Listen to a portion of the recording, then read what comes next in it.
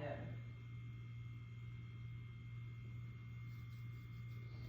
All right, what's up guys? Happy 4th of July. We are back with your final piece of training for the week before you guys hopefully get to enjoy a little bit of family time this weekend, get outside, enjoy some nice weather, barbecue, all that good stuff.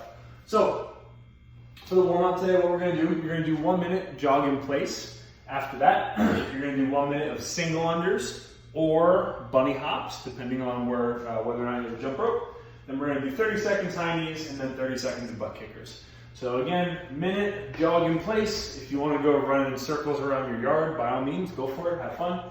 After that, minute of single unders or bunny hops. After that, minute of 30 seconds high knees, followed by 30 seconds of butt kickers. After that, the rest of our warm-up.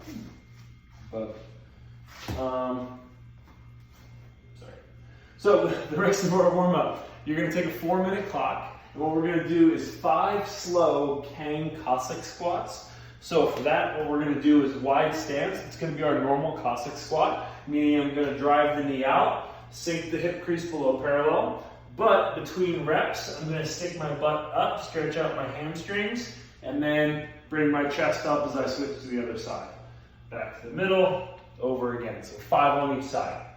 Then we got 5 inchworms. So for these, we want to keep them relatively quick. We're not tossing in any push-ups. So what we're going to do is grab the toes, walk out, drop the hips, take a big exhale, and then on the way back, hit a quick little shoulder stretch, and then walk it all the way back in, 5 reps. And then the last thing is we're going to do 10 3-second negative squat jumps.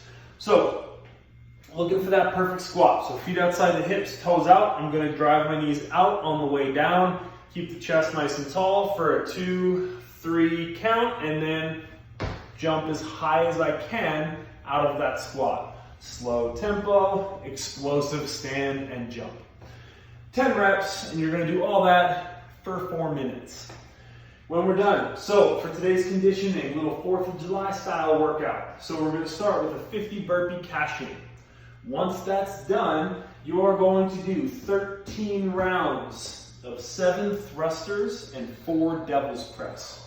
So you're more than welcome to do one of a couple things. For the thruster, if you have a single object, you can alternate arms each round, just knowing that you will be a little uneven today, not the end of the world.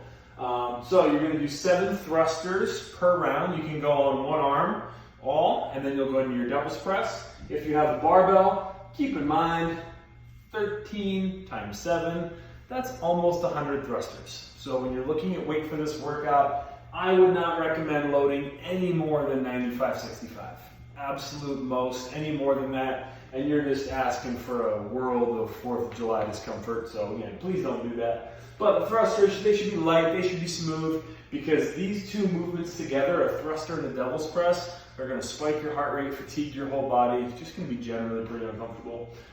So that's for your thruster. After that, we got our devil's press. So let's chat range of motion real quick. So again, for that thruster, we're looking for 45-degree elbows. So about right here, maybe a little higher. Fingers all the way around the bar, so that when I come up out of that squat, I can easily transition into a push press. Then I'm going to take my breath, pull my ribs down, and bring that bar back to my shoulder before I start my next squat. And again, the goal is to use as much leg and as little arm as possible.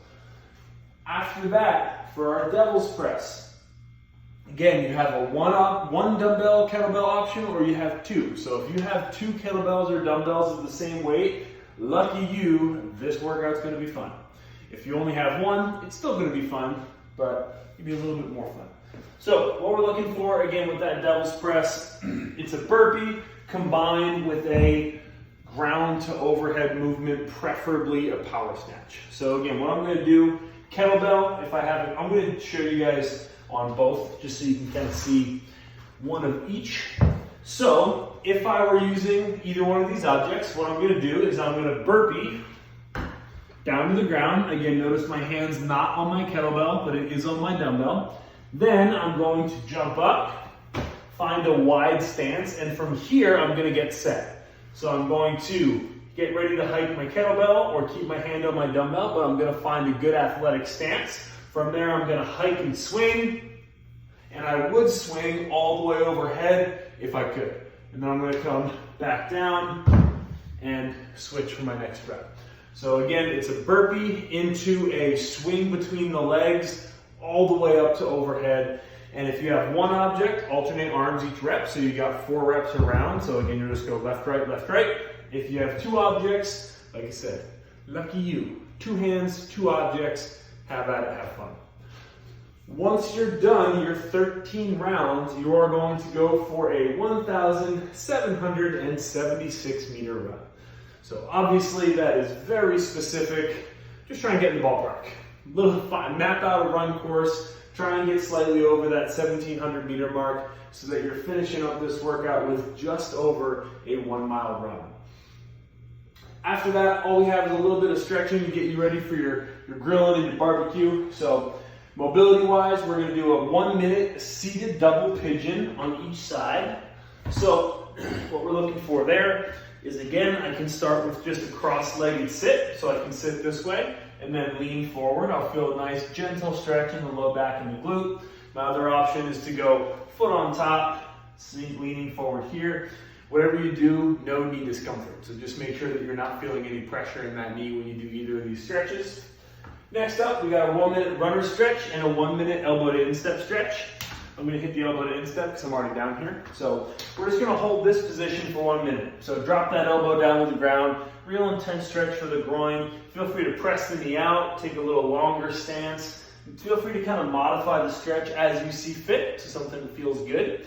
Gonna do that for a minute per side. Then we're gonna hit a runner stretch, 1 minute per side. So for that, again, we're just looking to find a little stretch in the calf and the Achilles. So bend the knee or straighten it, it's up to you.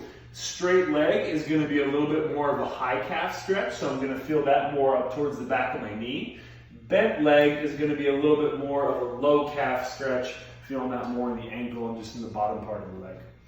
So that's your training for Saturday. Enjoy, last one for the week, finish it up strong. And we might see your shining face on Monday, depending on what your plan is. Otherwise, again, we'll keep going at these videos for at least another couple weeks while we kind of get the gym open and see how things go. But again, hopefully we'll see you guys soon. If not, tag us in your videos. Palace.fitness, Forged by Zeus. We'll see you guys back on Sunday.